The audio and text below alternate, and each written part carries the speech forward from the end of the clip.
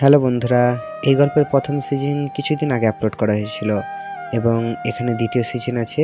যারা প্রথম সিজন শোনোনি তারা অবশ্যই প্রথম সিজন শুনে আসো, তারপরে দ্বিতীয় সিজন শোনো, না হলে আপনারা কিছুই বুঝতে পারবেন না। তাই অবশ্যই প্রথম সিজন শুনে আসো, তারপরে এটা কন্টিনিউ করো। তো বেশি কথা না বলে গল্প শুরু করা যাক। তাড়াতাড়ি করে লোকেশন চেক করলাম, যেমনটা ভেবেছিলাম ঠিক তেমনটাই হয়েছে। লোকেশন প্রতি সেকেন্ডে 2বার করে কান্ট্রি পরিবর্তন করছে। চোখ পাকিয়ে তাকিয়ে আছি লোকেশনের দিকে। একটা সময় গিয়ে বাংলাদেশের এক্স্যাক্টলি লোকেশন দেখালো। লোকেশন দেখে তো আমার মাথায় পুরো বাজ পড়েছে মতন অবস্থা। লোকেশন রামিসার এরিয়ায় দেখাচ্ছে। তার মানে রামিসাই সেই ক্রিমিনাল। সরি রামিসা, না ইশিতা। কিন্তু আমার একটা জিনিসই মাথায় কাজ করছে না, যে সে তার সমস্ত আইডেন্টি কেন হাইড করেছে, আর কেনই বা এই পথে নেমেছে সে। না, আমি আর ভাবতে পারছি না রামিসা কি করে এত বড় পাপের খেলা খেললো। আমার তো মাথায় কিছুই খেলছে না। আর ওই এলাকাতে তো এমন কেউই নাই যাকে আমার সন্দেহ হয়। যাকে সন্দেহ হয় সেই একমাত্র রামিসা। এবার আবার পুরোপুরি সন্দেহ দূর হয়ে গেল। 99% শিওর হয়ে গেলাম রামিসাই সেই মাফিয়া গাল। এবার খালি রামিসার মুখ থেকে শোনা বাকি। তাড়াতাড়ি উঠে ফ্রেশ হয়ে নাস্তা করে সেই লোকেশনে চলে গেলাম। আজ হয়তো আর কলেজ যাওয়া হবে না। সেখানে গিয়ে চিরুনি তল্লাশি চালালাম। ঠিক তখনই রামিসা আমার ফোন দিল। আকাশ, কোথায় তুমি? আজকে কলেজ আসবে না? হয়তো আসবো না, কারণ বিশেষ একটা কাজে এসেছি একটা জায়গায়। কিসের বিশেষ কাজ আকাশ? মাফিয়া গালকে ধরে ফেলেছি আমি। কি আকাশ, কি সব উল্টোপাল্টা বলছো তুমি? হ্যাঁ, তোমার মাথা কি ঠিক আছে? হ্যাঁ, আমার মাথা ঠিক আছে। মাফিয়া গালকে দেখার অনেক দিনের ইচ্ছা আমার। আমি তাকে ধরতে সক্ষম হয়েছি। আকাশ, আমি তোমায় বারণ করছি। তুমি কোনো টাফিয়া গালের পেছনে ছুটবে না। সে অনেক খতরনাক, যে কোনো সময় তোমার ক্ষতি করে দিবে সে। রামিসা বাবুনি, আমায় নিয়ে তুমি ভয় পেও না। আমিও এতটা কাঁচা খেলোয়াড় না। আকাশ, আমি তোমায় বারণ করছি। সো ওইসব কিছুই তুমি করতে যাবে না। আর তুমি এখন যেখানেই আছো সেখান থেকে সোজা কলেজ আসবে। ওকে, ঠিক আছে। তারপর ফোন রেখে দিয়ে রামিসার এলাকা থেকে কলেজে চলে এলাম। যদিও কলেজে যাচ্ছি, কিন্তু ক্লাস আর করা হবে না, কারণ কলেজ করার প্রিপারেশান নিয়ে ঘর থেকে বের হইনি আমি। তাই আজ ক্লাস করব না। কলেজে গিয়ে রামিসার সাথে কথা বলেই চলে আসব। কলেজের সামনে পৌঁছে গিয়েছি প্রায়। ভিতরটা ধুকধুক করছে। আমি কি সরাসরি রামিসাকে জিজ্ঞাসা করব, নাকি চুপচাপ হয়ে থাকবো, সেটা নিয়ে দ্বিধাদ্বন্দ্ব আছি।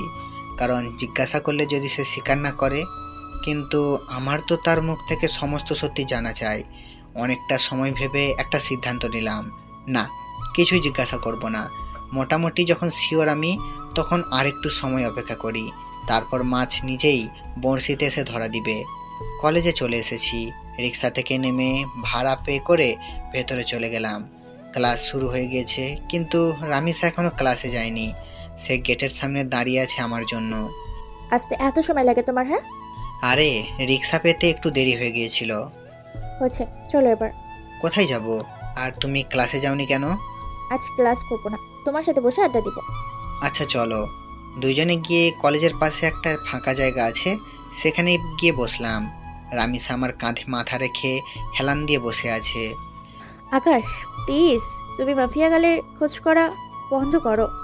আমি শুনেছি সে অনেক খতরনাক। সে যদি তোমার ক্ষতি করে দেয়, প্লিজ তুমি মাফিয়া গালের খোঁজ করা ছেড়ে দাও। আর তাছাড়া সে তো দেশের ভালোর জন্যই সব করছে, বলো। রামিসার কথা শুনে হাসবো না কাঁদবো সেটা বুঝে উঠতে পারছি না। তবে রামিসার কথা শুনে আরও সিওরিটি হয়ে গেলাম যে মাফিয়া গালকে, কারণ সে মাফিয়া গালের টপিকটা বাদ দিতে চাইতো সবসময়। সে আজ খুঁটে খুঁটে মাফিয়া গালের প্রসঙ্গ উঠাচ্ছে। রামিসার সমস্যা কোথায় সেটা আমার বুঝতে বাকি নেই। আর তাছাড়া মাফিয়া গালকে তো আমি খুঁজে বের করেই ফেলেছি। সে এখন আমার কাঁধে মাথা রেখে শুয়ে আছে। রামিসা হয়তো ভাবছে মাফিয়া গালকে, সেটা জানতে এখনো আমার বাকি আছে। আমি যে মাফিয়া গালকে ধরে ফেলেছি সেটা সে এখনো বুঝতে পারেনি। সে ভেবেছে ফেক কাউকে ধরেছি আমি, না হয়তো তাকেই ধরতাম। আর আমি তখন ইচ্ছা করে ফোন করে মাফিয়া গালের কথা তুলেছি, যাতে করে রামিসা রিয়াকশন করে, আর রামিসা সেটাই করলো। এই আকাশ, কি ভাবছো? হ্যাঁ, আমি তোমায় এতটা সময় কি বললাম? হ্যাঁ, শুনেছি তো। প্লিজ তুমি মাফিয়া গালের খোঁজ করা ছেড়ে দাও। তাকে খোঁজ করতে গেলে তুমিই মারা পড়বে। সে একটা খতরনাক ব্র্যান্ড। রামিসা, তুমি লোকেশন নিও না। আমি মাফিয়া গালের আর খোঁজ করব না। মনে মনে বললাম, খোঁজ তো পেয়ে গেছি, আর হাসির রহস্য কি সেটা তো আমিই না জানি। এই তো আমার বাবুই। আচ্ছা, একটা কথা, তখন যে তুমি আমাকে বললে যে তুমি মাফিয়া গালকে ধরে ফেলেছো, তুমি কি সত্যিই ধরে ফেলেছো তাকে? আরে রামিসা, তুমি কি পাগল? হ্যাঁ, মাফিয়া গালের মতো খতরনাক খিলাড়িকে আমি কি করে ধরবো? যেখানে তাকে সারা দেশের প্রশাসন মিলে ধরতে পারেনি, সেখানে আমি তাকে ধরবো কি করে? হ্যাঁ, আমি তো মজা করেছি। আকাশ, তুমি না অনেক দুষ্ট হয়ে গেছো। সে তো আজ নতুন না, আগে থেকেই দুষ্টু আমি।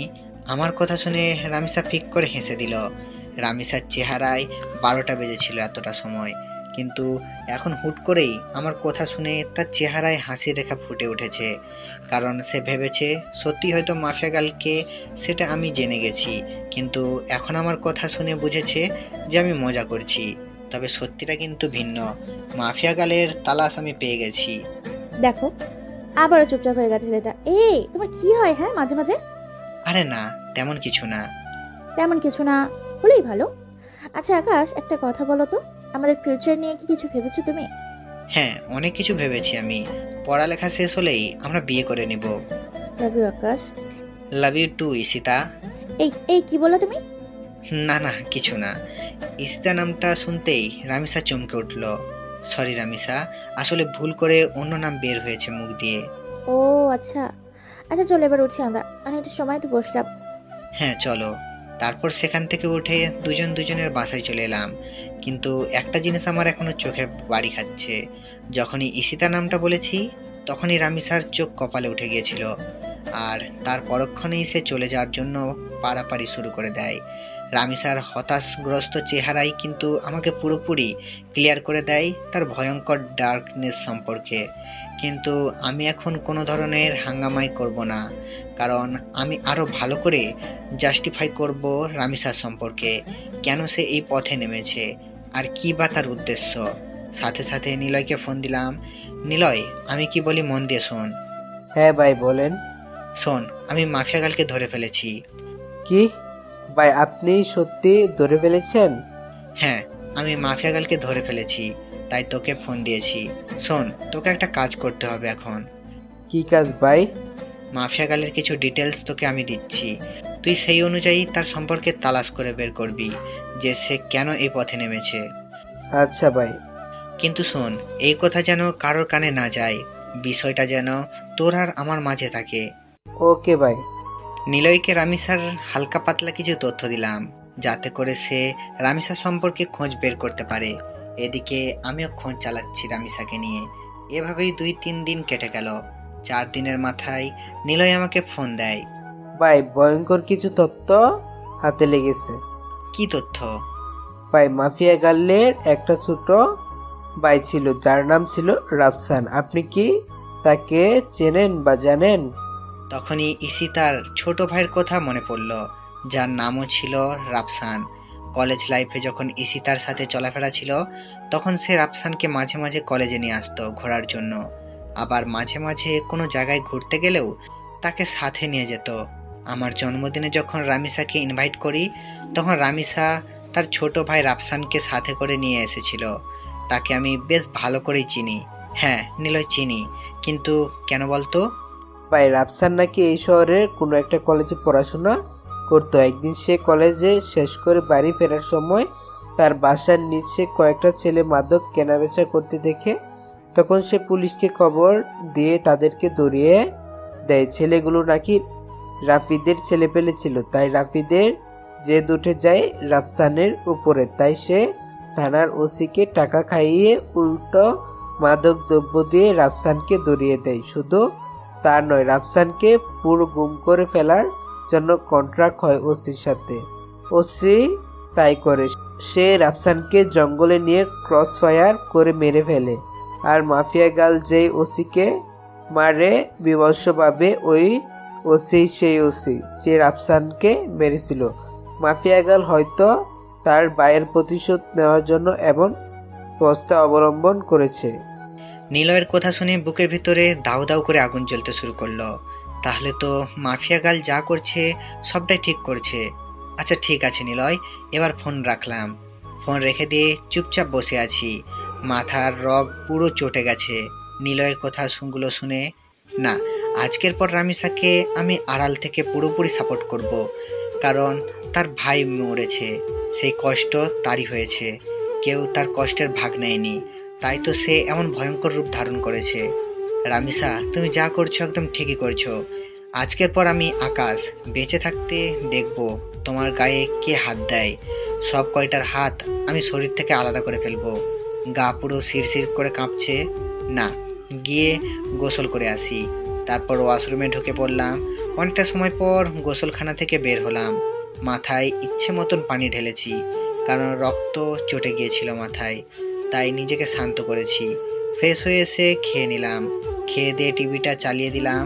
শুয়ে শুয়ে টিভি দেখছি, তখনই একটা নিউজ চোখের সামনে ভেসে উঠল। ডিবি পুলিশের প্রধান যিনি, সে মাফিয়া গাল সম্পর্কে বক্তব্য দিচ্ছে।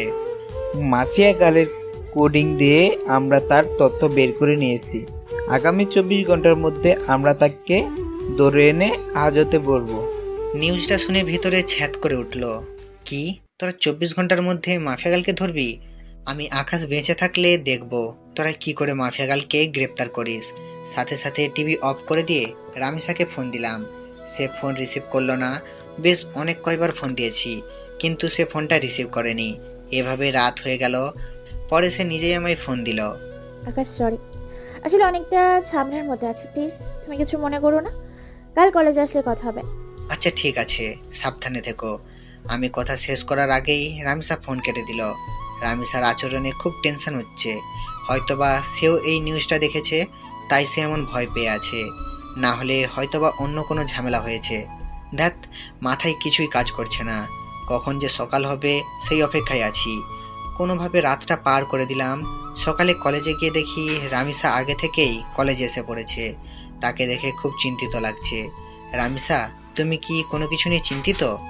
না না, আমি কিছু নিয়ে চিন্তিত না, প্লিজ তুমি ক্লাসরুমে চলে যাও, আমরা এখানে দাঁড়িয়ে থাকতে খুব ভয় হচ্ছে। আরে পাগল, কিসের ভয়? হ্যাঁ, প্লিজ তুমি ক্লাসের ভিতরে চলে যাও। আচ্ছা বাবুন, চলো। ক্লাসরুমের ভেতরে আসলাম রামিসাকে নিয়ে। সে হুট করে আমায় জড়িয়ে ধরে কান্না করে দিল। ওকে কিছু বলতে যাব, ঠিক সেই সময় হট্টগোলের আওয়াজ কানে ভেসে আসলো। সাথে সাথে জানলা দিয়ে বাহিরে কি হয়েছে সেটা দেখার চেষ্টা করলাম। বাহিরে দেখেই তো চোখ পুরো কপালে উঠে গেল। বাহিরে 20 থেকে 25টা পুলিশের গাড়ি। গাড়ি থেকে নেমে সবাই বন্দুক হাতে এদিকে এগিয়ে আসছে। আস্তে আস্তে রামিসার খোঁজ করছে পুলিশগুলো। সবাই আমাদের ক্লাসরুমের দিকে আঙুল দেখিয়ে দিল। রামিসা, তুমি কোনো ভয় পেও না, আমি আছি। আকাশ, ওরা আমায় নিয়ে যাবে, ওরা আমায় কোনোদিন তোমার সাথে দেখা করতে দেবে না, ওরা আমায় থানায় নিয়ে গেলে মেরে ফেলবে। রামিসা, কেউ তোমার কিছু করতে পারবে না, তুমি প্লিজ শান্ত হও। আকাশ প্লিজ তুমি আমায় ক্ষমা করে দাও, আমি হয়তো তোমার সাথে জীবনের শেষ সময় অবধি পার করতে পারবো না। রামিসা, চুপ হতে বলেছি। ধমক দিয়ে বললাম, চলো তুমি আমার সাথে বাহিরে, দেখি তোমার গায়ে কে হাত দেয়। তারপর রামিসাকে নিয়ে বাইরে চলে গেলাম। সবাই তাকিয়ে তাকিয়ে দৃশ্য দেখছে। পুরো কলেজ হতভম্ব হয়ে আছে। এতগুলো পুলিশ দেখে, পুলিশ রামিসাকে দেখে ওকে গ্রেপ্তার করতে ছুটে আসে। এই, তোরা কেউ আমার রামিসার গায়ে হাত দিবি না। তখনই পুলিশের অফিসার একজন বলে ওঠে, কি তোর ও শ্বশুর বাড়ি যাওয়ার ইচ্ছা হয়েছে মনে হয়? এই অফিসার, আমার শ্বশুর বাড়ি যাওয়ার ইচ্ছে নেই, বরং তোর মরার পাখনা গজিয়েছে। সাহস থাকলে ওর গায়ে হাত দিয়ে দেখা। আমার মুখে ধারালো কথা শুনে সমস্ত পুলিশ আমার দিকে গুলি তাক করে ধরে। বেটা দেখিস, খুব বড় বড় করে কথা বলছিস, শোন, বেশি উড়াউড়ি ভালো না। আমি যদি একবার বলি তাহলে সবাই গুলির বুলেটগুলো তোর পেটের মধ্যে পুরে দিবে আর তুই চাচড়া হয়ে যাবি। হাসালি রে ভাই, এই ঘুষখোরের বাচ্চা, কান খুলে শুনে রাখ। এখানে তো কিছু সংখ্যক পুলিশ মাত্র, তোরা সারা শহরের সব কয়টা পুলিশ মিলেও যদি একত্রে হয়ে আসিস, তাও তোরা এই আকাশের ভালো ফালাইতে পারবি না। কারণ তোদের সামনে যে দাঁড়িয়ে আছে, সে সাদাসিধা একটা ছেলে আকাশ, কিন্তু তার ভেতরে ভয়ঙ্কর সেই হায়নাটা লুকিয়ে আছে, যার নাম হচ্ছে আগুন। আমার মুখে আগুন নামটা শুনে পুলিশ অফিসার ভয়ে কয়েক কদম পিছনে চলে যায়। আর আমার পাশে যে পুলিশ ছিল, তারা দৌড়ে আমার পাশ থেকে সরে যায়। সবাই যেন কোনো এক ভয়ঙ্কর হায়নার সামনে পড়ে গেছে, যার রক্তের নেশা একবারে উঠলে পুরো দুনিয়াদারি শ্মশানঘাট বানিয়ে ফেলবে। পুলিশ অফিসার কাঁপতে কাঁপতে আমাকে জিজ্ঞাসা করে, আপনি যে আগুন, তার প্রমাণ কি? আপনি তো আমাদের ভয়ও দেখাতে পারেন। শোন, আগুনের নাম ব্যবহার করে তোদের ভয় দেখাবে এমন কোনো বাপের বেটা এখনো পয়দা হয় নাই। আর নকল নাম ব্যবহার করা সেটা তো দূরের কথা। আর তোদের যদি বিশ্বাস না হয়, তোদের একটা ডেমো দেখাচ্ছি। পকেট থেকে ফোন বের করে প্রাইম মিনিস্টারকে ফোন কর আর তাকে জিজ্ঞাসা কর যে 2017 সালের 2 ফেব্রুয়ারিতে কি হয়েছিল। আর তার চোখের সামনে গুনে শুনে কয়টা লাশ মাটিতে ফেলেছিলাম আমি, এই ঘটনার সাক্ষী একমাত্র প্রাইম মিনিস্টার। পুলিশ অফিসার কাঁপতে কাঁপতে পকেট থেকে ফোন বের করে প্রাইম মিনিস্টারকে ফোন লাগায়। স্যার, একজন নিজেকে আগুন দাবি করছে। আমি তাকে জাস্টিফাই করার জন্য প্রমাণ চেয়েছি। সে প্রমাণ স্বরূপ আপনাকে 2 ফেব্রুয়ারির কথা জিজ্ঞেস করতে বলেছে। প্রাইম মিনিস্টার পুলিশ অফিসারের ফোন পেয়ে থতমত খেয়ে যায়। এই অফিসার, তোরা কার সামনে পড়েছিস তা তোরা নিজেও জানিস না? খোদার কসম, আগুন কোনো মানুষ না, সে মানুষরূপী এক ভয়ঙ্কর নরপিশাচ। তোদের জীবনের মায়া থাকলে সেখান থেকে তাড়াতাড়ি পালিয়ে আয়, না হয় পরবর্তী দিনের সকাল দেখার জন্য তোরা একটাও বেঁচে থাকবি না। পুলিশ অফিসার প্রাইম মিনিস্টারের কথা শুনে সোজা দৌড়ে গাড়িতে উঠে পড়ে। তার শরীরের কম্পন যেন আরও দ্বিগুণ হয়ে গিয়েছে। আর এখন একটাই মকসদ, সে তার নিজের জীবন বাঁচাবে আগে। মাফিয়াকাল জাগ গোল্লায়। পুলিশ অফিসার নিজে গাড়ি ড্রাইভ করে সেখান থেকে পালিয়ে চলে যায়। পুলিশ অফিসারের দেখা দেখি বাকি সবাইও তাড়াতাড়ি সেখান থেকে অবস্থান ত্যাগ করে। আর কলেজের সবাই চোখ বড় বড় করে আমার দিকে তাকিয়ে আছে। তাদের যেন বিশ্বাসই হচ্ছে না যে তারা আগুনকে নিজের স্বচক্ষে দেখছে। রামিসাও পুরোপুরি অবাক। এই, তোমরা সবাই দাঁড়িয়ে দাঁড়িয়ে কি দেখছো? হ্যাঁ, যাও, যে যার রুমে যাও, ক্লাসে যাও। আমার কথা শুনে সবাই দৌড়ে যে যার ক্লাসে চলে যায়। নিজেকে যেন নিজের কাছেই কোনো এক ভয়ঙ্কর দানব মনে হচ্ছে। আজ বহু বছর পর আগুন নামটা নিজের সাথে যুক্ত করলাম আবার। এদিকে রামিসা আমার পাশে দাঁড়িয়ে থরথর করে কাঁপছে আর কান্না করছে। রামিসাকে এক টান দিয়ে নিজের বুকের মধ্যে নিয়ে নিলাম। এই পাগলি বউ আমার, কান্না করো কেন? আমি আকাশ থাকতে তোমার গায়ে কে হাত দিবে বলো? হ্যাঁ, বলেছিলাম না তোমার বিপদে আমি আকাশ একা দাঁড়ালেই যথেষ্ট। তোমার নিজেরও টেনশন করতে হবে না তা নিয়ে। আমার কথা শুনে রামিসা আরো শক্ত করে আমাকে জড়িয়ে ধরে আর পাগলের মতো চুমু খেতে থাকে আমার বুকের মধ্যে। আমার বুকে চুমু খাচ্ছে আর পাগলের মতো কান্না করছে রামিসা। সে যেন নিজেকে আর কোনোভাবেই কন্ট্রোল করতে পারছে না। চোখের পানি নাকের পানি দিয়ে আমার পুরো বুক ভিজে ফেলেছে। আকাশ, প্লিজ, তুমি আমায় কখনো ছেড়ে যাও না। আমি তোমাকে কখনো হারাতে চাই না। এমনিতেও আমি আমার কলিজার ভাইটাকে হারিয়েছি। না বাবুন, কোথাও যাব না তোমায় ছেড়ে। আমি সবসময় তোমার সাথে আছি। হয়েছে, এবার কান্না অফ করো। আমার কথা শুনে রামিসা কান্না অফ করে দেয়, কিন্তু ফোপানি কোনোভাবেই বন্ধ হয় না তার। পাগলি বউ আমার বলে রামিসাকে কোলে উঠে নিলাম। তারপর ক্লাসরুমে চলে গেলাম। ক্লাসরুমের সবাই আমার দিকে করুণ দৃষ্টিতে তাকিয়ে আছে। মনে হচ্ছে যেন আমার কাছে তারা নিজের প্রাণ ভিক্ষা চাইছে। আরে ভাই, আজীব তো, আমি মনে হয় মানুষ পেলেই খুন করি। তারা এমন ভয় পাচ্ছে কেন আমাকে? পাশ থেকে একজন বলে ওঠে, ভাই প্লিজ আমাদের কোনো ক্ষতি করেন না, আমরা আপনার কাছে হাত জোর করছি। আরে তোমরা কি শুরু করেছো? হ্যাঁ, আমিও তোমাদের মতন মানুষ। আমি কোনো নরপশু না। তবে হ্যাঁ, বদ লেভেলের মানুষদের জন্য তাদের বাপ আমি। কিন্তু ভালোর কোনো ক্ষতি আমি আজ পর্যন্ত করিনি, আর করবও না। সো ভয়ের কিছু নেই। ধন্যবাদ আগুন ভাই। আচ্ছা, তোমরা প্লিজ একটু ক্লাসরুম থেকে বেরিয়ে যাও, আমার রামিসার সাথে কিছু কথা আছে। সবাই আমার কথা মতো ক্লাসরুম থেকে বেরিয়ে যায়। আমি রামিসাকে কোল থেকে নামিয়ে দেই। এই পাগলি, এখনো ভয় আছো তুমি? অনেক ভয় আছে, কারণ তুমি তো জেনেই গেছো যে আমি মাফিয়া গার্ল। সো তুমি যদি আমার উপর কোনো রাগ ছাড়ো। তোমার মাথা খারাপ? হ্যাঁ, যে আমি আমার বাবুনের উপর রাগ ঝাড়বো? তবে হ্যাঁ, সত্যি বলতে তোমার উপরে অনেক রাগ জমেছিল আমার, কিন্তু সেসব আর নেই। কারণ তোমার এই পথে আসার রিজন আমি জেনে গেছি। কিন্তু একটা কথা বলো তো, যে তুমি এত কিছু করলে কি করে? সেদিন যখন 3টার সময় তোমার সাথে আমি বসেছিলাম, কিন্তু অন্যদিকে মাফিয়া গালের লাইভ চলছিল কি করে? সেদিন তুমি যখন বলো আমায় যে তুমি 3টার সময় আমার সাথে দেখা করতে চাও, তখন শুরুতে আমি বারণ করি, কিন্তু পরে ঠিকই হ্যাঁ বলি, কারণ তুমি আমি সন্দেহ করেছিলে সেটা আমি বুঝতে পেরেছিলাম। তাই আমি আগ থেকে লাইভটা রেকর্ড করে সেট করে 3 কাটাই সেট করে দিই, আর 3টা বাজতেই সেটা প্লে হয়ে যায় আপনা আপনি। ওরে বাপ রে বাপ, কি মাথা তোমার! আচ্ছা, তা না হয় বুঝলাম, কিন্তু তুমি আমার আইডি কেন হ্যাক করতে উঠে পড়ে লেগেছিলে? আর কি করেই বা জানলে যে আমি মাফিয়া গালের তল্লাশ করছি?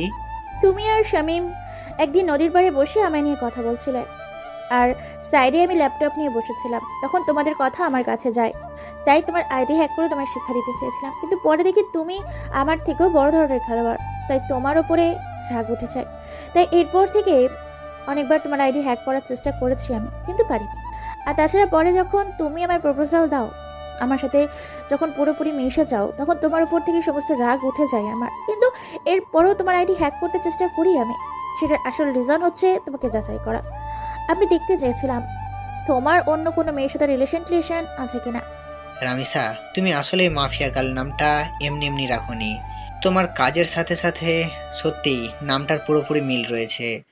তুমিও তো কম না, কত বড় মাপের মাফিয়া তুমি, তোমার নাম জানে না এমন কেউ নাই। আমার কথা বাদ দাও, আগে তোমারটা বলো, কারণ মাথায় তোমাকে নিয়ে অনেক কয়টা জটলা পেকে আছে। আচ্ছা, তুমি তোমার পুরো আইডেন্টি পরিবর্তন কেন করলে? তোমার নাম, চেহারা সবকিছু কেন হাইড করলে?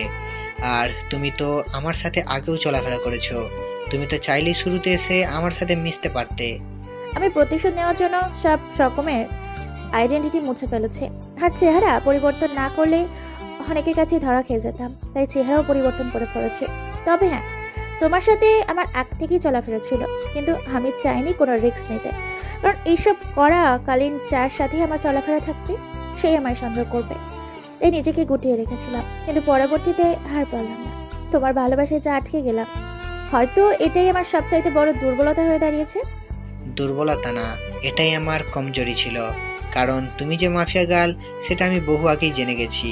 কারণ তুমি নিজেই ভেবে দেখো, 1000বার চেষ্টা করেও আইডি হ্যাক করতে পারলে না, কিন্তু পরের মিনিটের মধ্যেই আইডি হ্যাক করে নিলে। সেটা কি করে সম্ভব? কারণ আমি নিজেই চেয়েছি তুমি আমার আইডি হ্যাক করো, আর আমি তোমার লোকেশন ট্র্যাক করি। যদিও তোমার লোকেশন আলাদা আলাদা কান্ট্রিতে দেখাচ্ছিল, কিন্তু একটা সময় ঠিক বাংলাদেশের এক্স্যাক্টলি লোকেশন দেখিয়েছে, পরে তোমায় ধরে ফেললাম। তুমি অনেক ভয়ঙ্কর আকাশ। ভয়ঙ্কর না হলে এতটা দূর আসতে পারতাম না কখনোই, ভয়ঙ্কর দেখেই এতটা দূর আসতে পেরেছি। তবে যাক, আমি অনেক খুশি যে আমি আগুনকে ভালোবেসেছি, যে মানুষটাকে আমি মনে প্রাণে খুঁজেছিলাম আমায় সাহায্য করার জন্য, কারণ আমি সবকিছু একা সামলাতে পারছিলাম না, তাই তোমার সাহায্য আমার দরকার ছিল, কিন্তু কোথাও খুঁজে পাইনি। এখন পরিশেষে এসে দেখি সেই মানুষটাই আমার ভালোবাসার মানুষ। রামিসা, যা হয়েছে হয়েছে, আজকের পর আর কখনো এসব করবে না, কারণ আমি থাকতে তোমার অমন বাজে কাজ করতে হবে না, আমি সব দেখে নিব। আচ্ছা, চলো এবার, আজকে আর ক্লাস করতে হবে না তোমার, আমি তোমায় বাসায় পৌঁছে দিয়ে আসছি, আর তোমার বাসায় 2-1জন ছেলে পাহারা ঠিক করে দিয়ে আসছি, তারা তোমার সব সময় দেখভাল করবে। ছেলে ঠিক করবে কেন? কারণ তোমার উপর এখন অনেকেরই আক্রোশ জন্মে গেছে, বর্তমানে কঠিন সমালোচনায় রয়েছে তুমি। আমি আগুনের নাম এখন অনেকটাই বিলুপ্ত, আমাকে মানুষ চিনে গেছে সেটা নিয়ে সমস্যা নাই, কিন্তু তোমাকে চিনে গেছে সেটা নিয়ে সমস্যা। কলেজের কেউ না কেউ তো ভাইরাল করে তোমার কথা, কারণ পুলিশ যখন তোমায় গ্রেপ্তার করতে এসেছিল তখন তারা কলেজে পাবলিশ করে দিয়েছে যে এই কলেজের মাফিয়া গার্ল রয়েছে, সে এই কলেজে পড়াশোনা করে। পরবর্তীতে পুলিশ তোমায় গ্রেপ্তার করার জন্য তাল্লাশ করে, সকলেই তখন বুঝে যায় যে তুমি মাফিয়া গার্ল, সো তাই তোমার সমস্যা হতে পারে, তাই সিকিউরিটি দিচ্ছি তোমার বাড়ির আশেপাশে। আচ্ছা, রামিসাকে বাড়িতে পৌঁছে দিয়ে এসে নিজেও বাসায় চলে আসলাম। আজ অনেক ধকল গেছে, তাই হাত মুখ ধুয়ে শুয়ে পড়লাম। খাবারের কোনো চিন্তা নেই, কারণ এই অবেলায় কিসের খাবার খাবো, তাই শুয়ে ঘুমিয়ে পড়ি, দুপুরে উঠে না হয় খেয়ে নিব। অন্যদিকে পুরো দেশে কিছু সময়ের মধ্যেই মাফিয়া গাল ভাইরাল হয়ে যায়। রাফিদের ছেলে পেলে তো মাফিয়া গালের উপর চরম লেভেলের ক্ষোভ নিয়ে বসে আছে, এবার তারা মাফিয়া গালকে শেষ করে দিবে।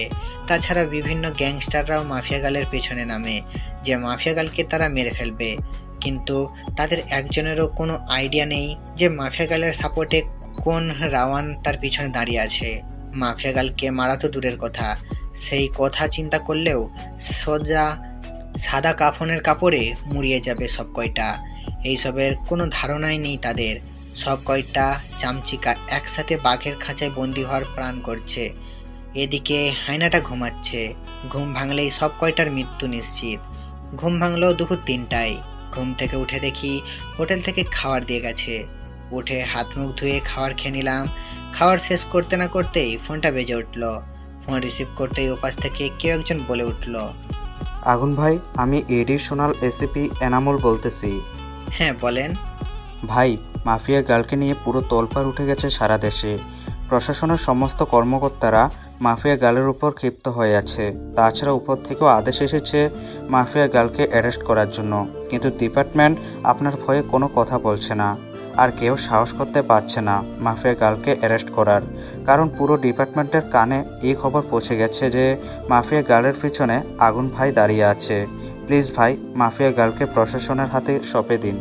স্যার, আমি একবার বলে দিয়েছি যে আমার রামিসার দিকে যে নজর দেবে তার চোখ আমি উপড়ে ফেলবো। সো রামিসাকে, মাফিয়া গার্লকে আমি সঁপে দিব না, কারণ সে আমার ভবিষ্যৎ স্ত্রী। প্লিজ স্যার, বোঝার ট্রাই করুন। মাফিয়া গার্লকে অ্যারেস্ট না করলে অনেক ঝুঁকির মুখে পড়তে হবে আমাদেরকে।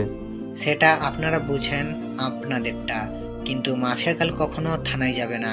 রাখলাম ফোন। তারপর এইডি সোনাল এসপির মুখের উপর ফোন রেখে দিলাম। মেজাজ পুরো খারাপ হয়ে গেছে। তার আর কত বড় বুকের পাটা যে সে আমায় বলে রামেশাকে আমি তাদের হাতে সঁপে দেই। আমার কলিজাকে আমি 4 দেওয়ালের মাঝে বন্দি করে দিতাম। কত বড় সাহস তার! এখন যদি সে সামনে থাকতো, নির্ঘাত সে মারা পড়তো আমার হাতে। না, দেখি একটু রামেশার সাথে কথা বলি। রামেশাকে ফোন লাগালাম। হ্যাঁ কলিজা বলো। কলিজা, খাওয়া দাওয়া করেছো? হ্যাঁ, তুমি? হ্যাঁ, মাত্র খেয়ে উঠলাম। আচ্ছা, তোমার সেখানে কোনো সমস্যা হচ্ছে না তো? না, কোনো সমস্যা হচ্ছে না তো, কিন্তু বিশাল ভয় করছে আমার। আমার থেকে থেকে থেকে খালি এটাই মনে হচ্ছে যে আমি তোমায় হারিয়ে ফেলবো। আরে পাগলি মেয়ে, ভয় পেও না। আমি আকাশ যতদিন বেঁচে আছি ততদিন আমার থেকে তোমাকে কেউ আলাদা করতে পারবে না। Love you Akash. Love you too Babun. আচ্ছা বাবুন, কাল কলেজে আসলে কথা বলবো। আচ্ছা। তারপর ফোন রেখে দিয়ে আবারও শুয়ে পড়লাম। অন্যদিকে রাফিদের ছেলেপেলেরা, আরও অনেক টিমের ছেলেপেলেরা একজোট হয়েছে মাফিয়া গার্লকে মারার জন্য। আগামীকাল তারা কলেজ থেকে গিয়ে মাফিয়া গার্লকে তুলে আনবে। সেই খবর কি করে যেন আমার কানে পৌঁছে যায়। ওকে, ঠিক আছে, কাল তোদের খেলা আমিও দেখাবো। বাপ দাদা না চিনে আবলামি করার ফল কালকে তোরা সব কয়জন পাবি। আমার রামিসার দিকে কুনজর দেওয়া আমি বের করে ফেলবো। যত ভালো থাকতে চাই ততই তোরা আমাকে আরো হিংস্র বানিয়ে দিস। কাল তোরা সত্যিই আকাশ মাহমুদ ওরফে আগুন তার আসল রূপ দেখতে পাবি। কাল তোদের সব কয়টাকে এমন মারবো, কবরস্থান পর্যন্ত তোদের লাশ গোছে নিবে না। তোদের ভয়াবহ লাশ দেখে কবরের মাটি পর্যন্ত কান্না শুরু করবে। খালি আগামীকালটা হোক। এভাবেই রাত কেটে গেল। নিলয়কে আমি ফোন করে যা বলার বলে দিয়েছি। সকালবেলায় ঘুম থেকে উঠে রামিসার বাসায় চলে গেলাম। সে বাড়িতে একাই থাকে। তার মা হয়তো অন্য কোথাও থাকে, সেই সব নিয়ে কখনো জিজ্ঞাসা করিনি আমি। তারপর রামিসাকে নিয়ে সোজা কলেজে চলে আসলাম। কলেজে এসে ক্লাস করছিলাম, তখনই বাহির থেকে ভাঙচুরের শব্দ কানে আসলো। বাহিরে অনেক ছেলেপেলে মিলে ভাঙচুর শুরু করেছে, আর চেঁচিয়ে চেঁচিয়ে বলছে, মাফিয়া গার্ল, তুই নিজেকে তাড়াতাড়ি আমাদের হাতে সঁপে দে, না হয় আজ এই কলেজ মাঠ মর্গে পরিণত হবে। একটার পর একটা লাশ খালি ফেলবো আজ। আকাশ, এখন কি করবো আমি? আজ তো আমার আর রক্ষা নেই। অনেক ছেলেপিলে মিলে আমায় মারতে এসেছে। লিজা, আমি কি তোমায় হারিয়ে ফেলবো? রামিসা, কিছু হবে না। তুমি ক্লাস থেকে বের হয়ে তাদের সামনে যাও, আমি পেছনে পেছনে আসছি। তোমার ভয়ের কোনো কারণ নেই, আমি তোমার সাথে আছি, মাথায় রেখো। আচ্ছা।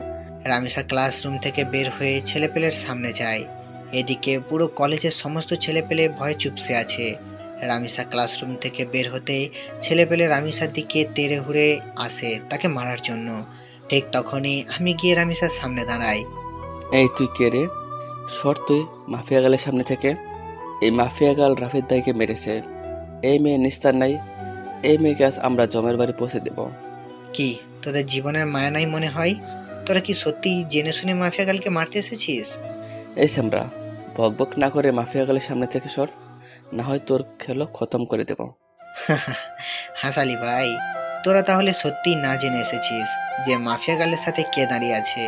ভাই শোন, নিজের জীবনেরও ভালোবাসলে দৌড়ে পালা এখান থেকে তাড়াতাড়ি, না হয় খোদার কসম তোদের দুনিয়ার মুখ আর দেখবি না তোরা। এই কে রে তুই? হ্যাঁ, এত বড় বড় লেকচার কাদের সামনে দিচ্ছিস তুই? হ্যাঁ, একবার তাকিয়ে দেখতো কত ছেলে পেলে আমরা।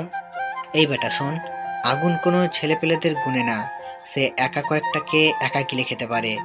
ছেলেটা আমার মুখে আগুনের নাম শুনে থতমত খেয়ে যায়, সে ভয়ে কিছু কদম পিছনে সরে যায়। দেখ, তোর নাম বহু শুনেছি, কিন্তু সেই সময় পূর্ণ হয়ে গেছে। তোকে আর কেউ ভয় পায় না। এখন লোকেও পেতে পারে, কিন্তু আমরা পাই না। দেখ কত বলে ছেলে পেলে আমাদের, সব কয়টা মিলে তোর উপর ঝাঁপিয়ে পড়লে তুই আমাদের কিছু করতে পারবি না। হ্যাঁ, ঠিকই বলেছিস যে আমি তোদের সব কয়টার সাথে একা পারবো না, কিন্তু আমি তো একা না। একবার আশেপাশে চোখ পাকিয়ে দেখতো ভালো করে। ছেলেটা তার চারপাশে দেখে ভয়ে কাঁপতে কাঁপতে মাটির মধ্যে বসে পড়ে, কারণ তারা মাত্র কয়েক শতাধিক ছেলে পেলে। সে পাশে তাকিয়ে দেখে পুরো একটা দানবের দল কালো কোট টাই পরে মেশিন হাতে নিয়ে দাঁড়িয়ে আছে। একটা ইশারা পেলেই সব সব কয়টার খুলি উড়িয়ে দিবে দানবগুলো। ভাই, আমাদের মাফ করে দেন, আমাদের ভুল হয়ে গেছে। আর কোনোদিনও এমন ভুল আর করব না। কিরে, হাওয়া ছুটে গেল এত তাড়াতাড়ি? ভাই সত্যি আমাদের ভুল হয়ে গেছে, আমরা এমন ভুল দ্বিতীয়বার আর কোনোদিন করব না। তোদের কোনো মাপ নেই, তোরা আমার কলিজাকে মারতে এসেছিস, তোদের তো মরতে হবে। আগুন ভাই, আপনাকে হাত জোর করে ভিক্ষা চাইছি, আর কোনোদিন এমন ভুল করব না। একটা বারের মতো সুযোগ দেন আমাদের। আর কোনোদিন এমন ভুল করা তো দূরের কথা, মাফিয়া গালের দিকে চোখ তুলেও তাকাবো না। ঠিক আছে তো? হ্যাঁ ভাই। এবারের মতন মাফ করে দিলাম। যা, এবার এখান থেকে সব কয়টাকে লেজ গুটিয়ে পালা। আমার কথা শুনে সবাই মিনিটের মধ্যেই জায়গা খালি করে ফেললো, কারণ তারা জানে যে আর এক মুহূর্ত এখানে থাকলে তাদের লাশ মাটিতে পড়বে। তাই সবাই লেজ গুটিয়ে পালিয়েছে। এদিকে রামিসা তো পুরোই অবাক আমার কর্মকাণ্ড দেখে। সে খুশিতে আমাকে জড়িয়ে ধরে। বলে যা, আমি তোমায় অনেক বড় বিপদের মুখে ফেলে দিলাম, তাই না? না রামিসা, সেসব কিছুই না। বিপদ মানুষের জীবনে আসেই, আর পারেশান জিনিসটা মানুষেরই বহন করতে হয়। হয়তো আমারও সাময়িক সময়ের জন্য বহন করতে হচ্ছে, কিন্তু এতে আমার কোনো কষ্ট বা দুঃখ নাই। কারণ পেরেশান আমার কাঁধে উঠলেও আমি আমার প্রিয় মানুষটাকে সেভ করতে পেরেছি। আকাশ, অনেক বেশি ভালোবাসি রে, তোমাকে অনেক বেশি ভালোবাসি। আমিও অনেক বেশি ভালোবাসি তোমায় রামিসা। হয়েছে, চলো এবার ক্লাসে যাই। রামিসাকে নিয়ে ক্লাসের দিকে রওনা দিলাম। ঠিক তখনই ছুটির ঘন্টা বেজে উঠল। আজ নাকি আর ক্লাস হবে না, কারণ কলেজের পরিবেশ পুরো নষ্ট করে দিয়েছে ছেলেপেলেগুলো। আকাশ ক্লাসে ছুটি দিয়ে দিয়েছে।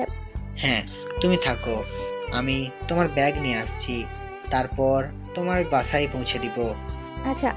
আমি ক্লাসরুমে চলে আসলাম ব্যাগ নেওয়ার জন্য।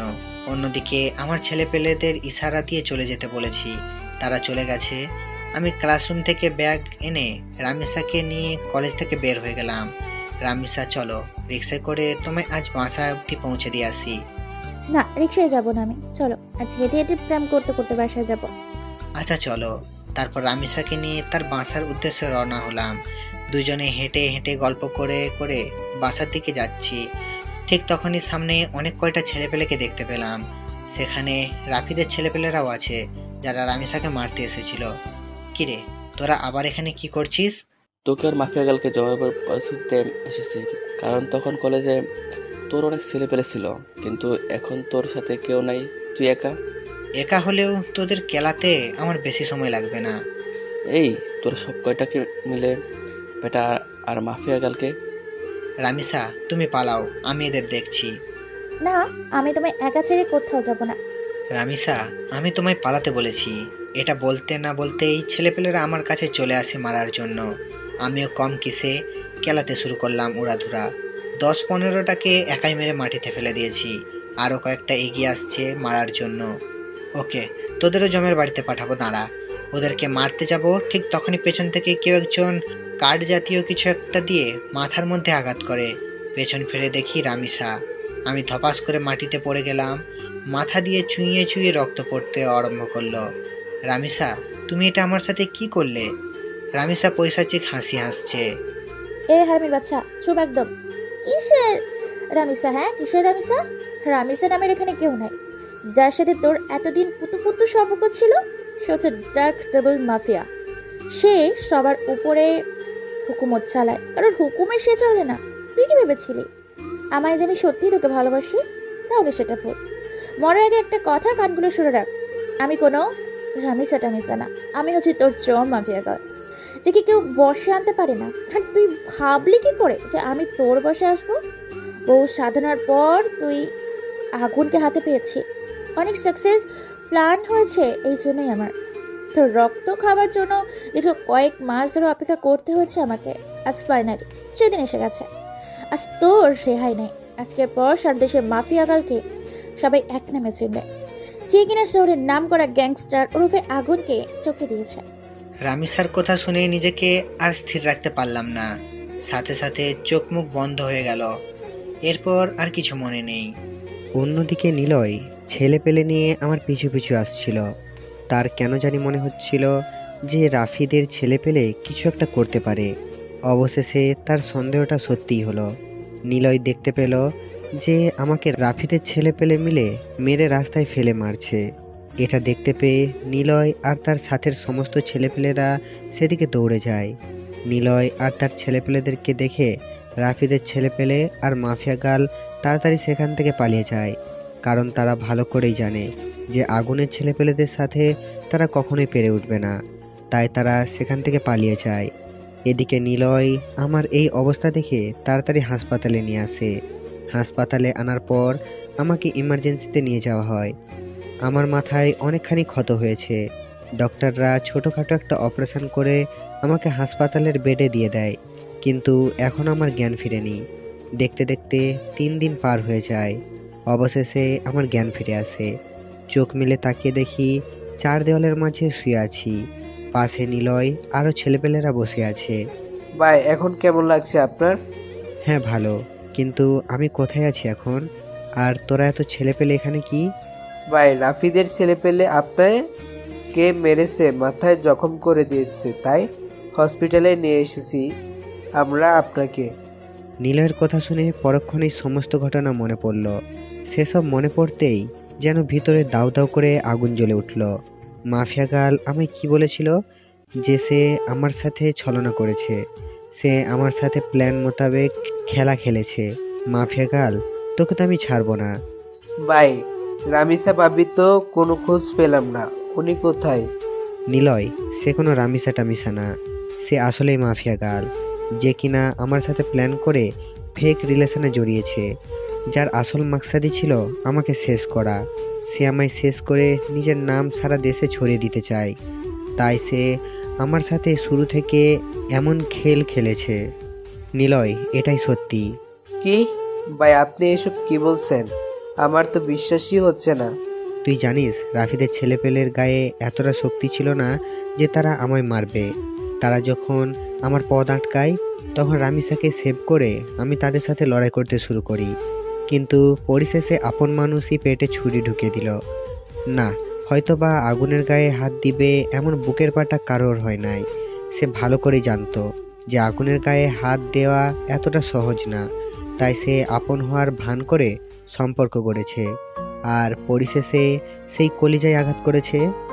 ভাই সত্যি বললাম, আমার বিশ্বাস করতেই কষ্ট হচ্ছে এইসব কথা, কারণ সামনে এত মায়া এত ভালোবাসা দেখিয়ে ভিতরে আর আমি পানা পুষলো কি করে? নিলয়, মানুষ পারে না এমন কোনো কিছু নাই। কিন্তু ভাই তাহলে আমি যে তথ্য দিলাম মাফিয়া গাল আপনার পূর্বের পরিচিত আর তার ভাইয়ের কারণে সে এসব পথে নেমেছে, সে সব কি ভুল? জানি না সেসব ভুল কি সঠিক, তবে এটা বলবো যে ঈশিতা কোনোদিন আমার সাথে এমন ধারা খেলা খেলতে পারতো না, কারণ সে আমার খুব ভালো ক্লোজ ছিল। এর ভিতরে হয়তো অন্য কোনো রহস্য লুকিয়ে আছে। তুই ভালো করে খবর নে এটার। আচ্ছা ভাই, আমি এবার পাক্কা খবর এনে আপনার হাতে দেব। ওকে, ঠিক আছে, তা না হয় দিস, কিন্তু এখন আমাকে হাসপাতাল থেকে ডিসচার্জ করার ব্যবস্থা কর। ভাই প্লিজ আপনি 2-1 দিন হসপিটালে থাকেন, আপনার অবস্থা বেশি একটা ভালো না। ডক্টর বলেছে আপনাকে যেন আমরা 2-1 দিন হসপিটালে রাখি। আচ্ছা ঠিক আছে, আমি হাসপাতালে আছি, আর তুই গিয়ে মাফিয়া গালের খোঁজ লাগা। Okay bye. নিলয় হাসপাতাল থেকে চলে গেল। আমি হাসপাতালেই রয়ে গেলাম, কারণ সত্যিই মাথায় ক্ষতটা কড়াভাবে লেগেছে। নিলয় যাওয়ার আগে হাসপাতালে ছেলেপেলে রেখে গেছে, যাতে করে আমার কোনো ধরনের সমস্যা না হয়। এদিকে শামীম আমার খবর পেয়ে হাসপাতালে ছুটে আসে। কিরে এখন কেমন লাগছে তোর? হ্যাঁ রে, আগের চেয়ে সুস্থতা অনুভব করছি। যাক, শুক্রিয়া আল্লাহর কাছে। কিন্তু আকাশ, তুই আমাকে তোর আসল পরিচয় বলিস না কেন? শামীম, সব জায়গায় সব কিছু বলতে হয় না। আর তাছাড়া তুই না, শুধু ভালো ভালো মানুষরাই আমার পরিচয় জানে না। তাই বলে আমাকেও বলবি না?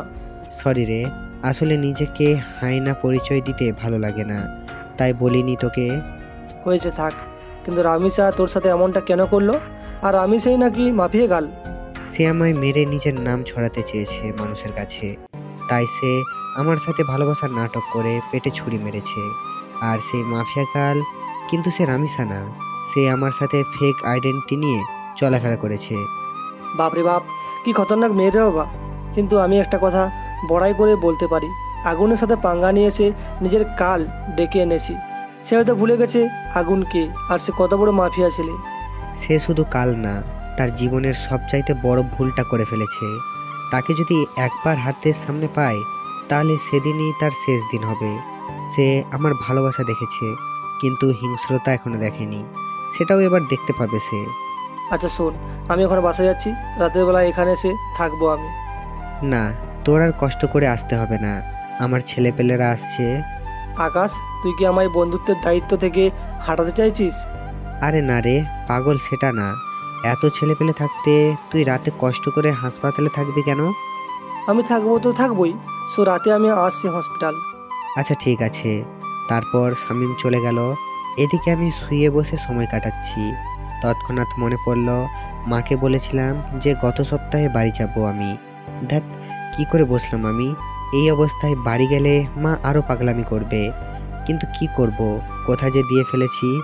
না, আমি কাল বাড়ি যাব। এইভাবেই সারাদিন কেটে গেল। রাতের বেলায় শামীম এসে হাসপাতালে থাকলো। পরের দিন সকালবেলায় ডক্টর এসে চেক আপ করে বলে গেল আরও একদিন হাসপাতালে থাকতে। কিন্তু আমি তো আর থাকবো না। হাসপাতালে আমার দম আটকে আসছে। ডক্টরের থেকে বলে কয়ে রিলিজ করিয়ে নিয়ে বাড়ির উদ্দেশ্যে রওনা হলাম। ছেলেপেলেরা বাড়ি পর্যন্ত পৌঁছে দিয়ে গেল আমায়। আমি আর শামীম, সে তার বাড়িতে চলে গিয়েছে। বাড়ি পৌঁছাতেই আম্মু এসে আমার ঝাপটে জড়িয়ে ধরে কান্না শুরু করে দিল। বাবা, তুই এসেছিস? আজ কতদিন পর তোকে দেখছি, কিন্তু তোর মাথায় ব্যান্ডেজ কেন? কি হয়েছে তোর? মা, একটু চোট পেয়েছি। কি করে চোট পেলি তুই? হ্যাঁ, আবার কোনো মারামারি করেছিস তুই? না আম্মু, গাড়ির সাথে ধাক্কা খেয়ে এমনটা হয়েছে। সাবধানে চলাফেরা করতে পারিস না তুই? হ্যাঁ, এখনো কি তোকে বলে কয়ে সতর্ক করতে হবে? মা, আচমকা গাড়ি এসে ধাক্কা দিয়েছে, তো এতে আমি কি করব বলো? শয়তান ড্রাইভার, আমার ছেলেকেই চোখে পড়েছে তার ধাক্কা মারার জন্য। একবার খালি হাতের সামনে পাই ঠাটিয়ে লাগিয়ে দিব কয়েকটা। মা প্লিজ, তুমি শান্ত হও। আজ কতদিন পর তোমার কাছে পেয়েছি, এখনো যদি এমন রাগারাগি করো তাহলে কেমন দেখায়? তো খচ্চর বেটা আমার ছেলেকে মারলো কেন? ওর কি চোখ নাই? আরে মা, ভুল করে মেরে দিয়েছে। প্লিজ তুমি শান্ত হও। যা, শান্ত হলাম। এবার গিয়ে ফ্রেশ হয়ে আয়। তোর বাবাও অফিস থেকে ফিরবে হয়তো, তারপর একসাথে সবাই মিলে খেয়ে নিবি। আচ্ছা, কিন্তু তাহিয়া কই? তাহিয়া আমার ছোট বোনের নাম। উপরের রুমে আছে হয়তো। আচ্ছা। তারপর ফ্রেশ হয়ে উপরে চলে গেলাম। উপরে গিয়ে দেখি তাহিয়া ফোনে কি যেন করছিল। সে আমায় দেখতে পেয়ে দৌড়ে এসে আমায় জড়িয়ে ধরলো। এই কুত্তা হারামি, তোর এতদিন পর বাড়ি ফেরার সময় হয়েছে তাই না? একদম ভুলেই গেছিস তুই আমাকে। আগের মতো আর ভালোবাসিস না তুই। আরে পাগল, লেখাপড়া নিয়ে খুব চাপে থাকি রে, তাই তেমন একটা খোঁজ খবর নেওয়া হয় না কারোর। পড়ালেখা তো তুই একাই করিস, আমরা তো ঘোড়ার ঘাস কাটি। আরে স্কুলের পড়া আর কলেজের পড়ার মতো ডিস্টেন্স তুই জানিস? হ্যাঁ, কত মেহনত করতে হয় আমাদের পড়ালেখা নিয়ে। হয়েছে, থাক আর লেকচার দিস না। শো, কতদিন থাকবা তাই বলো। আছি কিছুদিন। হ্যাঁ, তাহলে বেশ মজা হবে। কিন্তু ভাইয়া, তোর মাথায় কি হয়েছে রে? গাড়ির সাথে ধাক্কা খেয়ে মাথায় একটু চোট পেয়েছি। এত বড় দামড়া পাঠা, সে এখনো দেখে শুনে চলতে জানে না। ছি, কি শরম। একদম মায়ের লাগাবো তাহিয়া তোকে।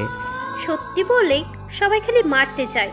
তোকে যে কি বলবো ভেবে পাই না। আচ্ছা চল নিচে চল, আব্বু আসার সময় হয়েছে। তারপর সবাই মিলে খেতে বসবো। তারপর ভাই বোন দুজনেই নিচে চলে গেলাম। একটু পর আব্বু আসলো। আব্বুরও একই প্রশ্ন যে আমার মাথায় কি করে চোট লেগেছে। আব্বুকে বলতে যাব তার আগে আম্মু আব্বুকে বলে দিয়েছে। তোমার ছেলেকে এক বদমাস ড্রাইভার মেরে দিয়েছে, তাই সে মাথায় চোট পেয়েছে। দেখে শুনে চালাতেই তো পারিস। কি যে বলবো ভেবে পাই না। সবাই দেখি ঘুরে ফিরে একই কথা, তাই চুপ করে রইলাম। এভাবে 2 দিন কেটে গেল। বাসার সবাই আমাকে পেয়ে তো খুশির সীমা নাই। আমারও বেশ আনন্দ হচ্ছে মা বাবাকে পেয়ে। 3 দিনের মাথায় হঠাৎ আমাকে নিলয় ফোন দিল। হ্যাঁ নিলয় বল। ভাই অনেক বিশ্রী একটা জিনিস হাতে লেগেছে। কি তথ্য পেয়েছিস বল। ভাই বলার আগে আপনার কাছে করজোর ক্ষমা চাচ্ছি, প্লিজ ভাই আপনি আমাকে মাফ করে দিবেন। আরে বলবি তো কি হয়েছে।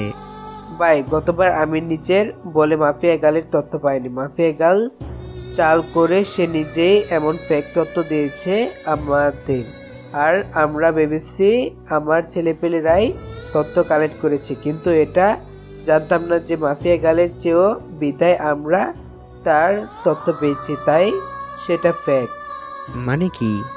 ভাই মানে হলো মাফিয়া গাল চাল চেলেছে আমাদের সাথে। সে আপনার খোঁজ বের করার জন্য ঈশিতার নাম ব্যবহার করছে। সে বহুদিন ধরে আপনার খোঁজ করছিল, কিন্তু সে পায়নি, কারণ আপনার বিষয়ে তেমন কেউ জানে না। মাফিয়া গালও জানাদের মধ্যে একজন, কিন্তু সে আপনার পুরনো কলেজ সম্পর্কে জানতো, যে আপনি অমুক কলেজে পড়েন। এছাড়া কোনো তথ্য তার কাছে ছিল না আপনার নামে, তাই সে ঈশিতা রোল প্লে করে।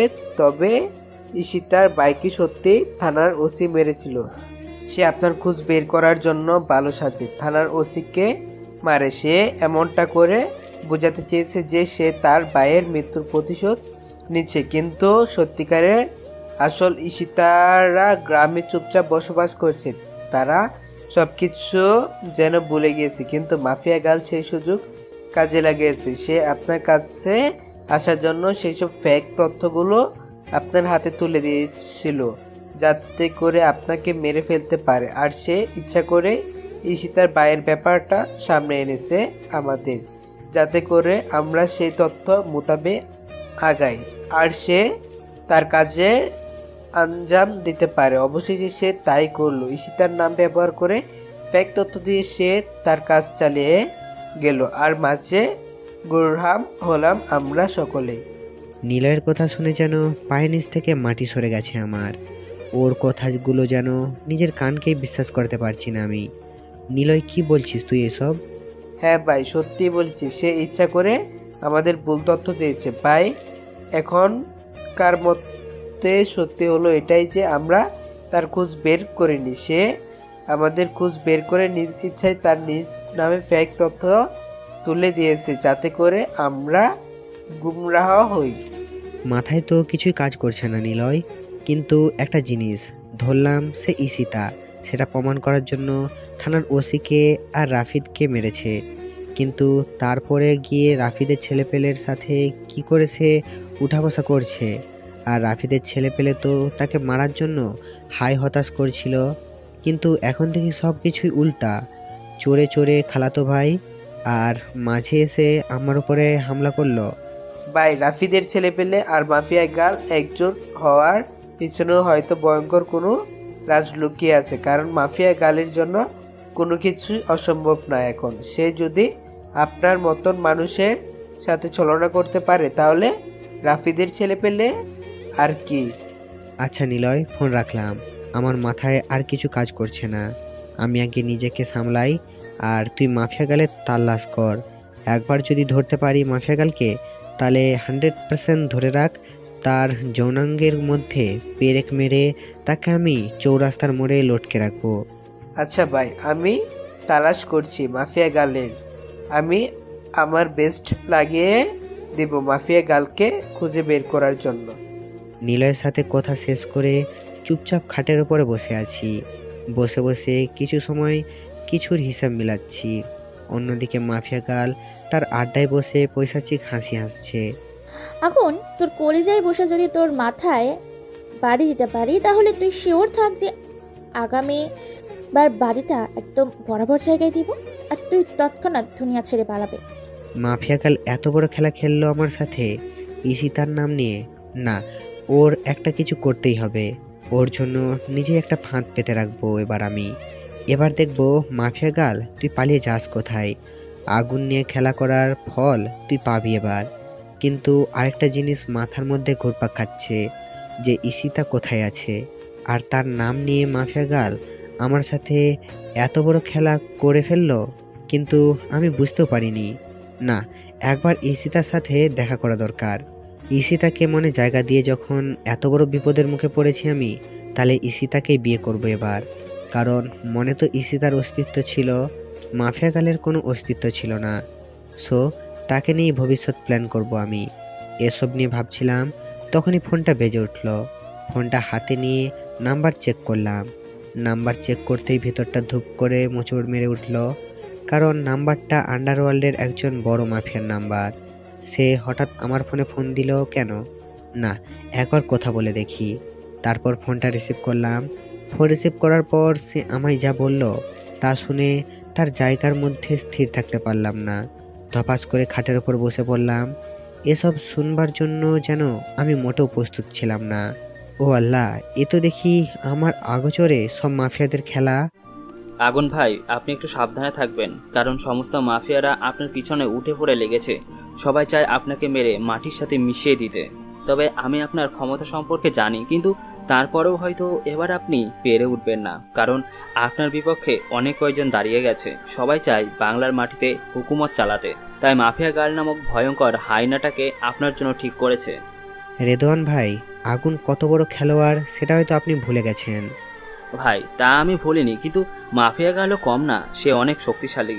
সে এত ক্ষমতার অধিকারী যে আন্ডারওয়ার্ল্ডে তার নাম নিয়ে চর্চা হয়। আর মাফিয়া গাল আপনার চাইতেও কোনো অংশে কম নয়।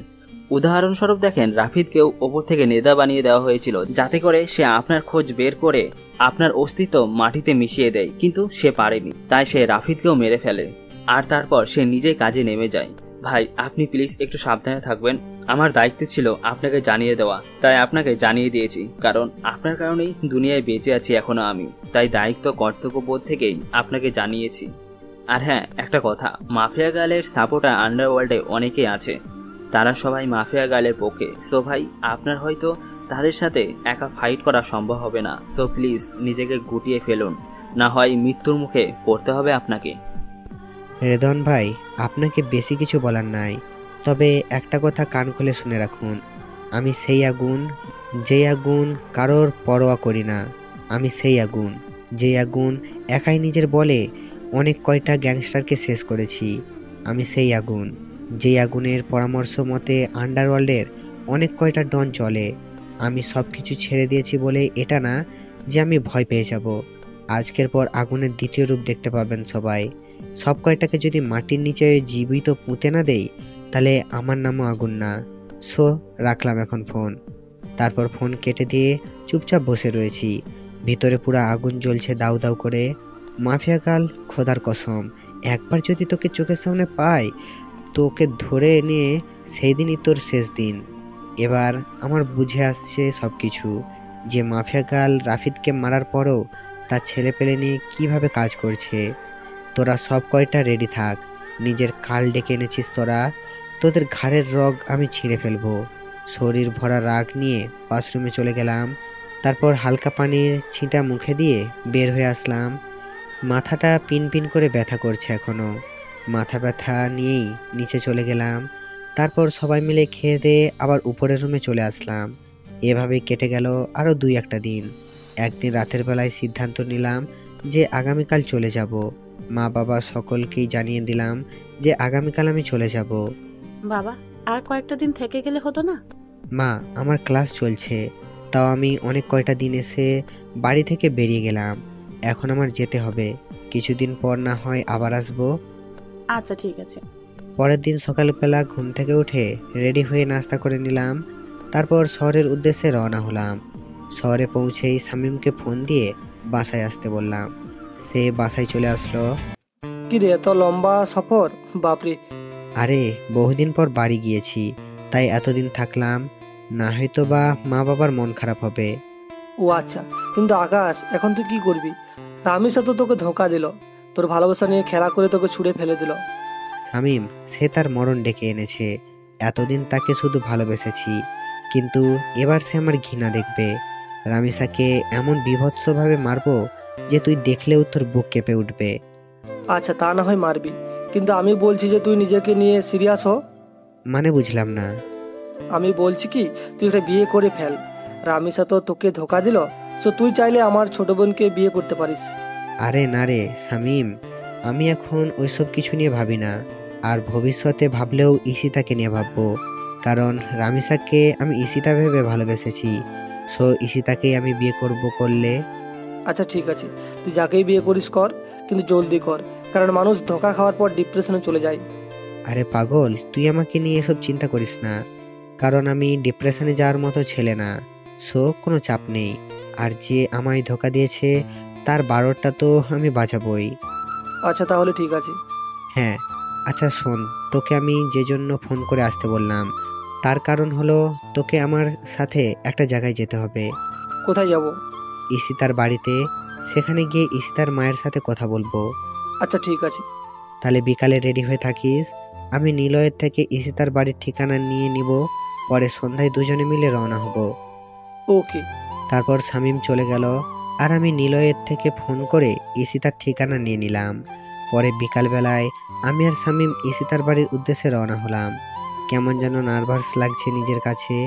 ঈশিতা যদি আমায় মেনে না নেয়, বা তার মা বাবা যদি মেনে না নেয়, তাছাড়া যদি ঈশিতার বিয়ে হয়ে যায়, এসব কারণে খুব নার্ভাস লাগছিল।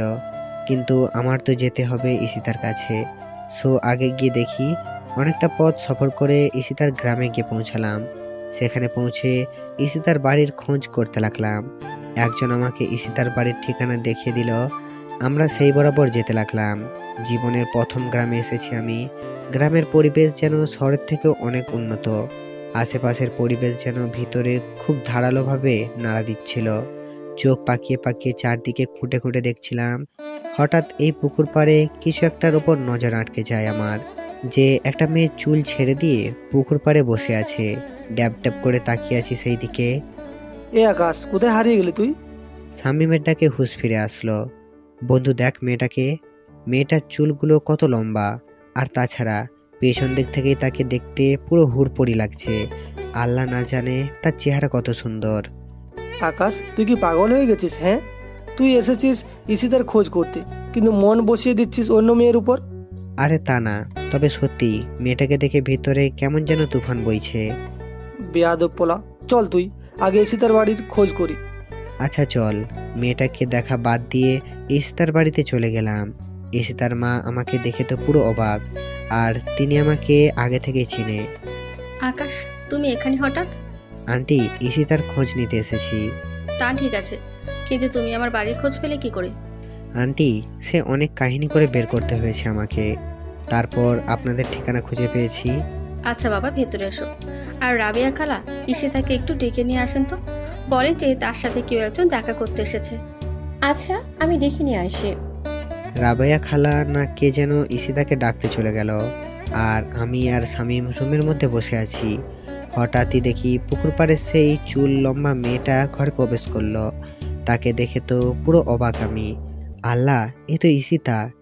ঈশিতাও আমাকে দেখে বেক্কেলের বনে গেছে পুরো। আকাশ, তুমি এখানে? হ্যাঁ, তোমার খোঁজ নিতে এলাম। আমার খোঁজ পেলে কি করে? পেয়ে গেছি কোনোভাবে।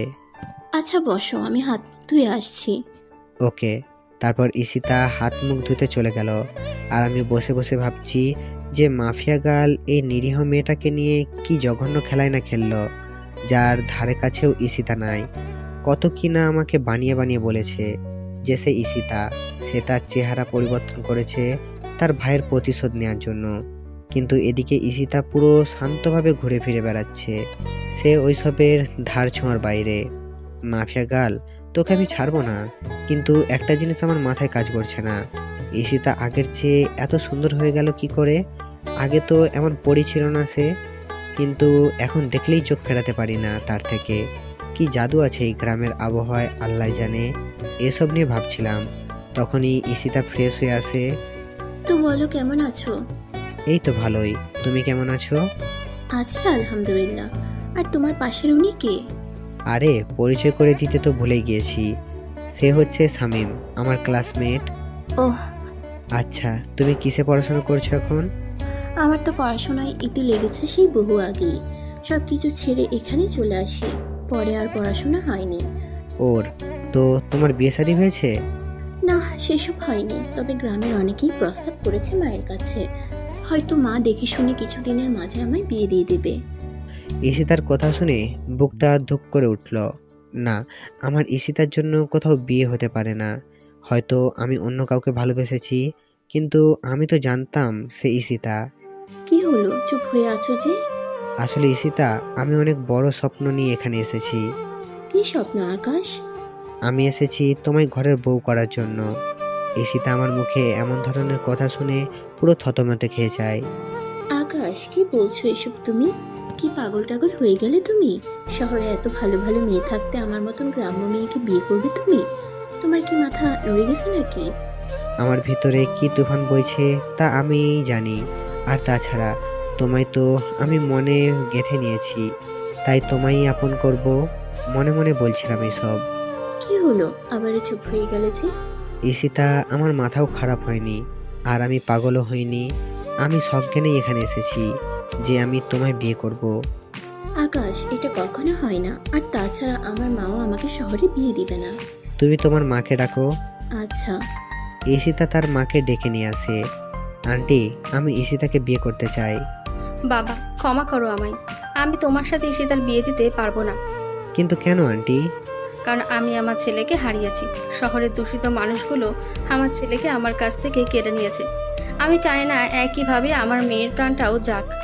আন্টি, আপনি বোঝার চেষ্টা করেন, আমি অনেক আশা নিয়ে এখানে এসেছি।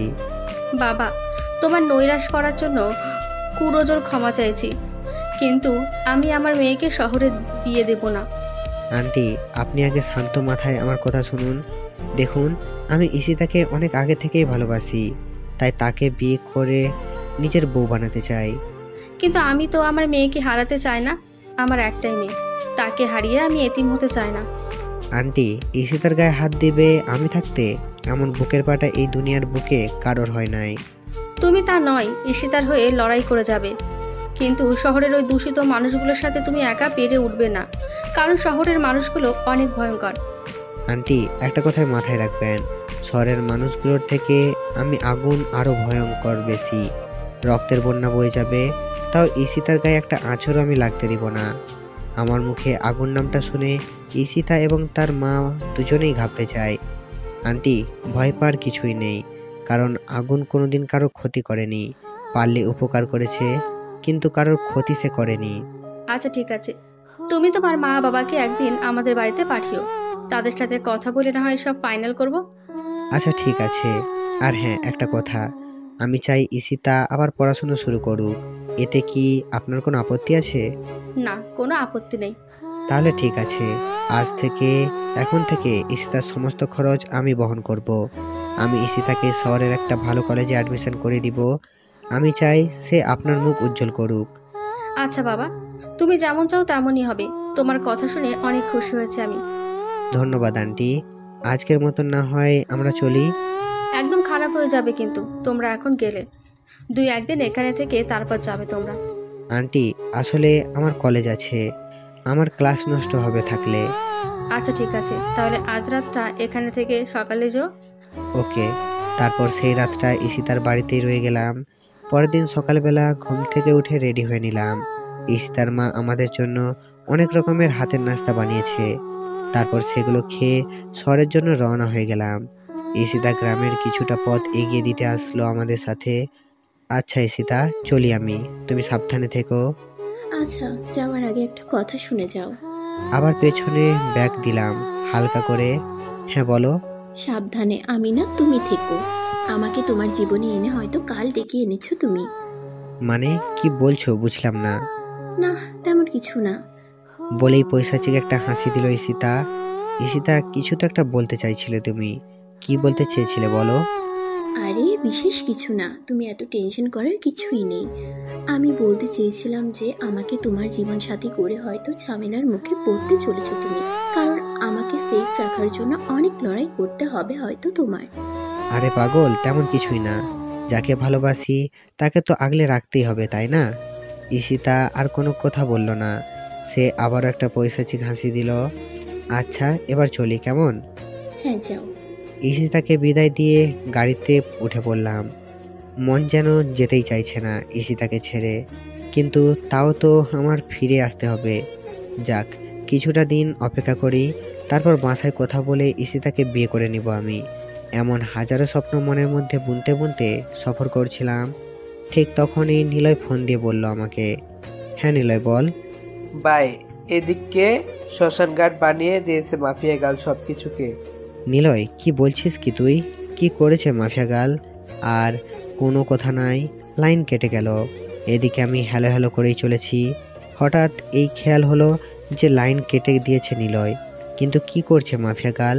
মাথায় তো কিছুই খেলছে না, মেজাজ পুরো হেঁটে যাচ্ছে। এবার ফোন দিলাম নিলয়কে, কিন্তু সে রিসিভ করলো না।